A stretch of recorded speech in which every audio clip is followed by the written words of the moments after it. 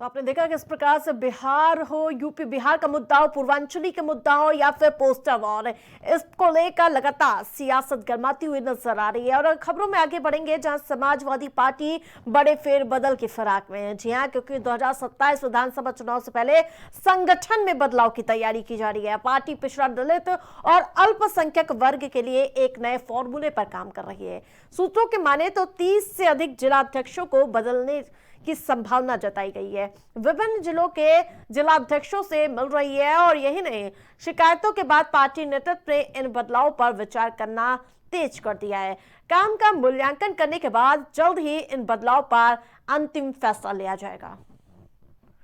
तो जिस प्रकार से समाजवादी पार्टी 27 के चुनाव को धार देने में जुटी हुई नजर आ रही, पीडीए का फॉर्मूला हो या फिर संगठन में बदलाव की तैयारी हो, क्या यहाँ पे नए चेहरे को लाया जाएगा, तमाम ऐसे सवाल है क्योंकि बड़ा फेरबदल होने के अनुमान जताए जा रहे हैं। आपको बता दें कि जो सूत्रों के हवाले से जानकारी मिली कि 30 से अधिक जिलाध्यक्षों को बदले जाने की संभावना है।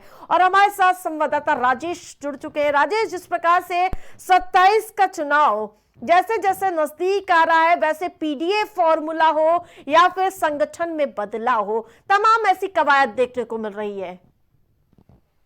बिल्कुल आरती, समाजवादी पार्टी लगातार जो है अपने संगठन को लेकर और पीडीए फार्मूले को लेकर लगातार वो बैठक करती रहती है, लगातार उसमें संशोधन करती रहती है। तो एक बार फिर से समाजवादी पार्टी ने इस जो उसका संगठन है उसमें फेरबदल करने की सोच रखी है। दूसरी चीज आप बता दें कि आपको लगभग अगर देखा जाए तो 30 से ऊपर 30 ऊपर ऐसे जिले हैं जहां पर उनके जिलाध्यक्षों की उनके जो कार्यप्रणाली है उस पर भी सवाल उठता नजर आया है। तो जाहिर सी बात है कि उसको उसमें फेरबदल करने की उनकी शिकायत मिलने की वजह से एक सवाल महत्वपूर्ण हो जाता है राजेश, जब लोकसभा का चुनाव होता है, पीडीए का फॉर्मूला लेकर समाजवादी पार्टी चुनावी रणभेरी में उतरती है, बहुत बड़ा फायदा होता है। लेकिन जब यहाँ पर चुनाव होते, उपचुनाव होते हैं, उसमें पीडीए, पीडीएम, तमाम ऐसे जो मुद्दों को भटकाने का काम कर रही थी, कहीं ना कहीं उसमें भारतीय जनता पार्टी सफल हो गई थी।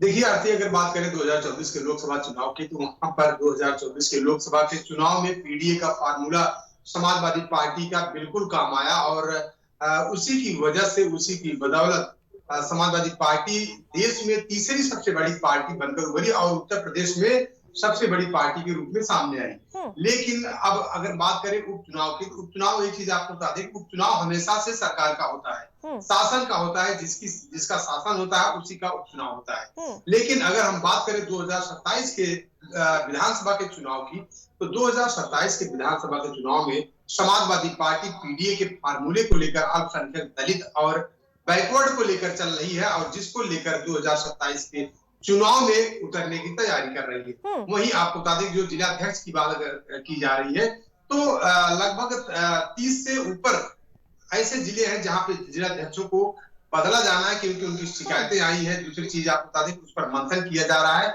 अब उस पर अंतिम मुहर अभी लगना बाकी है। लेकिन बड़ा सवाल ये भी है कि 30 से अधिक जिलों के अध्यक्षों को बदलने का फैसला हो सकता है।